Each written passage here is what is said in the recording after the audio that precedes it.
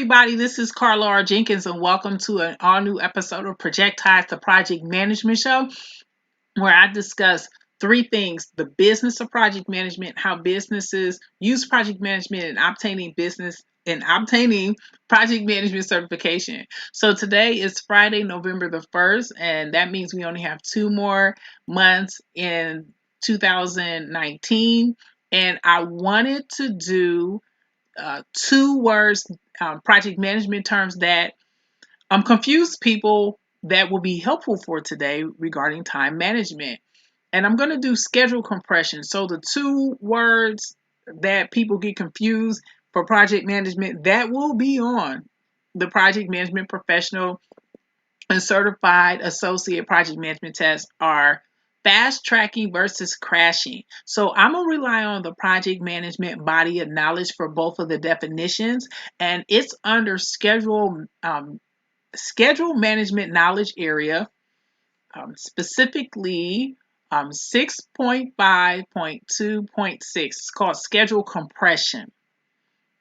And schedule compression techniques are used to shorten or accelerate the schedule duration without reducing the project scope in order to meet schedule constraints, imposed dates, or other schedule objectives, which is why I'm covering it today, because it's November 1st and you probably have only 2 more months to either complete what you want to complete this year or at least start some new goals and see where it takes you. So the definition, I'm going to first start with fast tracking, because fast tracking is the ones with the lesser consequences of the two. Fast tracking is a schedule compression technique in which activities or phases normally done in sequence are performed in parallel for at least a portion of their duration. So that means you are parallel processing. Say you have 4 things you have to do, you're going to do 2 of them in parallel so that you can close the gap. Fast tracking may result in rework, increased risk, and fast tracking only works when activities are overlapped or shortened in the project duration on a critical path.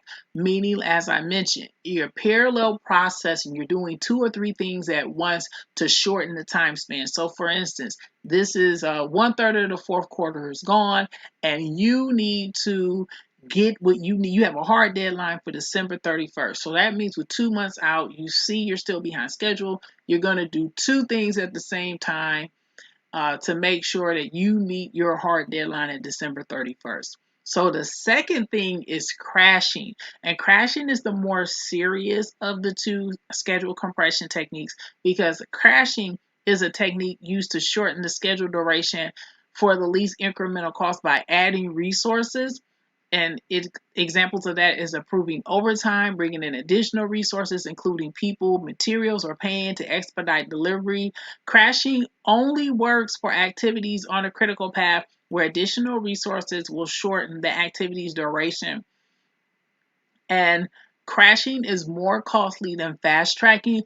Also, you mentioned the critical path, and the critical path is the longest part of the project management schedule. So it's where slack or any lag or time buffer you can have is zero. So when you put things on a critical path and it's delayed, the entire project is delayed. So, which is not a good thing. And if you're applying these two techniques, fast tracking and crashing, you want to make sure that you don't have so many things on a critical path. But I wanted to do this episode of the two project management terms that confuse people here on November 1st, because there's 2 months left in the year, and I wanted to make Projectized applicable to everybody who's watching. So I would like to thank all live and replay viewers for taking out the time to watch me.